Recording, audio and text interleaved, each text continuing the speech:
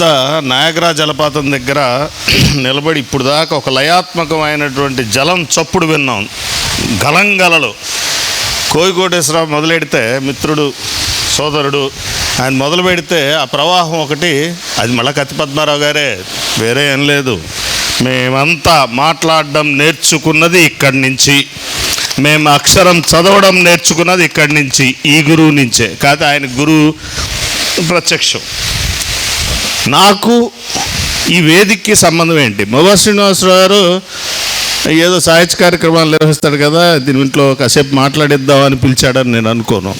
నాకు కత్తి పద్మారావు గారికి ఉన్న సాన్నిహిత్యం ఒక చిన్న విషయం ఏంటంటే, ఇప్పుడే అన్నాడు క్రాంతి అన్న ఇక్కడ కూర్చొని ఉండగా, ఒకవేళ ఈ అవార్డు కోసం ఇంటికి ఇక్కడికి రాకపోయినా నీ ద్వారానైనా సరే నేను వచ్చి పద్మారావు గారితో కాసేపు గడిపేవాడినే అని చెప్పాడు.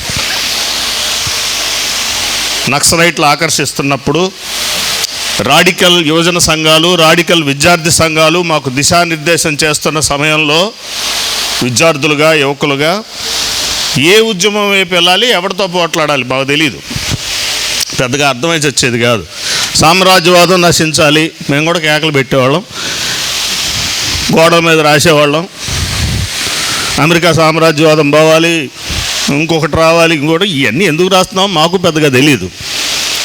అణిచివేతలు ఉన్నాయి, కొట్లాట్లు ఉన్నాయి, వీటన్నిటిని ఎలా ఎదుర్కోవాలో తెలియదు. గద్దర్ పాడుతున్నాడు, మేము పాడుతున్నాం, జన్నాట్య మండలిలో వస్తున్నాయి, మేము వింటున్నాం, పాడుతున్నాం, ఆడుతున్నాం, అంతా జరుగుతుంది.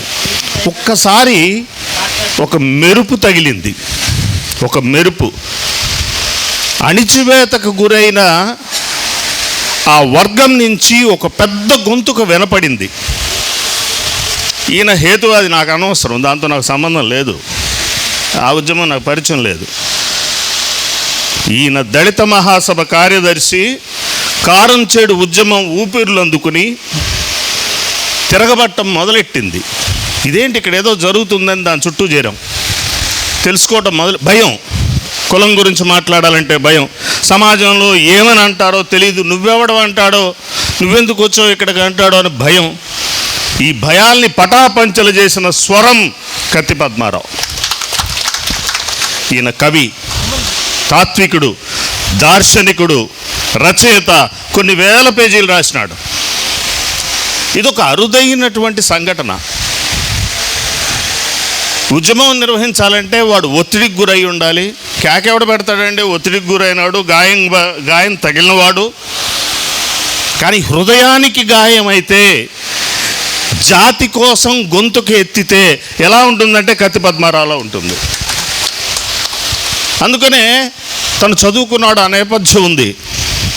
వేల మంది జనాన్ని మహోపన్యాసంతో సమ్మోహితులు చేసిన స్వరం, కారణం జ్ఞానం. అందుకే ఇది లుంబిని వనం. ఇక్కడికి మేము ఇదంతా లేనప్పుడు కూడా వచ్చాం. ఇదంతా లేదు, ఒక పూరిల్లు. ఉద్యమకారులందరూ ఇక్కడికి వచ్చి, నేను ఇందాక క్రాంతికి అదే చెప్తున్నా, ఉద్యమకారులు ఇక్కడికి వచ్చి ఆకలి తీర్చుకొని వెళ్ళడమే, అన్నం తినిపోవడమే. ఆయన చెప్పింది విని ఆ తర్వాత ఏం జరుగుద్దో ఆలోచించి పరిశీలన చేసి, సామాజిక రాజకీయ అంశాలన్నింటినీ పరిశీలన చేసి సైద్ధాంతిక తగాదులుండే ఈయన తిట్టేవాడు వేదికల మీద నుంచి. ఆడిని తిట్టేవాడు, ఎందుకు వాళ్ళని అట్ట తిడతావు, వాళ్ళందరూ ఏడుతున్నారు కదా, మేము కూడా ధైర్యంగా అనలేకపోతున్నాం కదా అని ఈయన మీద ఓ ప్రశ్న పెట్టాం. ఎందుకు కులమైతే తిడతాం, వీడికి ధైర్యం రావాలి కదా. ఈ సచ్చేవాడు ఉన్నాడే, అణిచివేతకు గురవుతున్నాడే, వాడిని రే సుబ్బ, ఎంక, పుల్ల ఇట్రా అంటుంటే వీడు కూడా అదే రకంగా పిలవాలంటే నేను మాట్లాడాలి కదా అన్నాడు. అదే ధైర్యం కత్తి పద్మారావు ఇచ్చింది. ఉద్యమ నిర్మాణం చేసినప్పుడు చాలా ఉద్యమాలు పుట్టాయి, చాలా పోయాయి. అవుట్డేటెడ్ అంటారు, ఇప్పటి సమాజానికి అవసరం లేదు. దీంట్లో శాఖోపశాఖలుగా వెళ్ళి మైక్రో లెవెల్కి వెళ్తూ ఉంది ఈ ఉద్యమం. దళిత మహాసభ ప్రారంభించింది మైక్రో లెవెల్కి, వర్గాలుగా కిందికి పోతూ ఉంది. కత్తి పద్మారావు గారు నేతృత్వం వహించిన ఉద్యమం తర్వాత అంతకుముందు అని చరిత్ర రాయాల్సిన అవసరం ఉంది. అంతకుముందు ఉద్యమ నేపథ్యాలు ఎలా ఉన్నాయి, ఉద్యమాలు ఎలా నిర్మించబడ్డాయి, ఎక్కడ ఆగిపోయాయి, చాలా ముఖ్యమైన విషయం. దళిత మహాసభ ఏమేం సాధించి ఆ పర్టికులర్ ఉద్యమాన్ని ఆపింది, ఇది కూడా వరవరరావు చరిత్ర రాస్తాడు. చాలా అద్భుతంగా రాస్తాడు.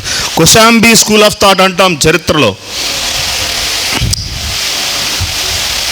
భౌతికవాదంతో చరిత్రని గమనించి, భౌతికవాద దృక్పథంతో చరిత్రను చూసి చరిత్రను నిర్మించుకుంటూ వచ్చిన వాడు కొశాంబి.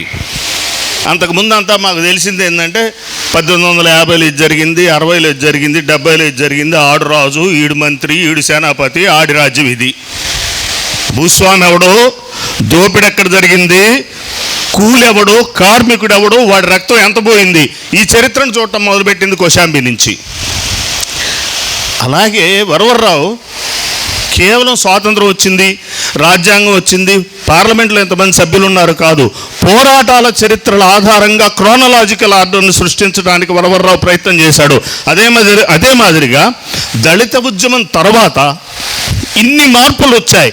సాహిత్యంలో మార్పులు వచ్చాయి, సామాజిక స్థితిగతుల్లో మార్పులు వచ్చాయి, ఎన్నికల్లో మార్పులు వచ్చాయి.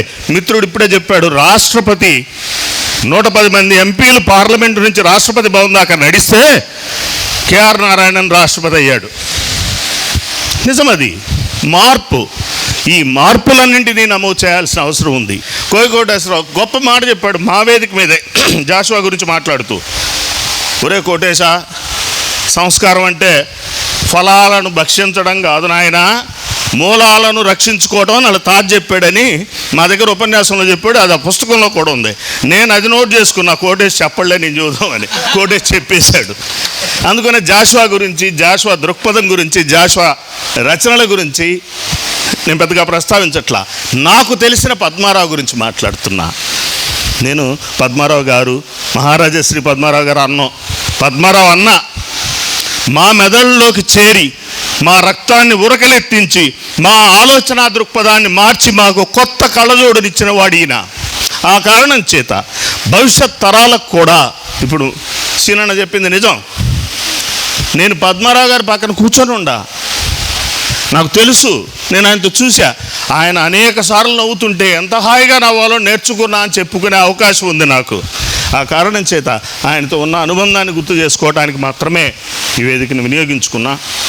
జాషువా అనేక పురస్కారాలు వచ్చాయి పద్మారావు గారికి, అనేకం. వాటిట్లో జాషువా పురస్కారానికి ఖచ్చితంగా ఒక ప్రాముఖ్యత ఉంది. అందున ఖమ్మం నుంచి వచ్చి ఇచ్చిన ఈ మిత్రులందరూ ఈ పని వల్ల ఎంతో విలువైన పని ఇక్కడ జరుగుతుందని నాకు అనిపిస్తూ ఉంది.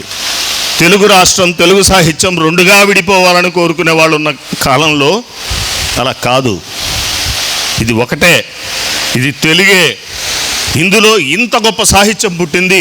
ఆ సాహిత్యానికి ప్రాతినిధ్యం వహిస్తున్న మనుషుల్ని మనం గౌరవించుకుందామని వచ్చిన మిత్రులందరికీ కూడా కృతజ్ఞతలు తెలియజేసుకుంటూ, వారికి నమస్సులు తెలియజేసుకుంటూ, పద్మారావు గారిని అభినందించడం అనే చిన్న మాట అన్నా. నమస్తే.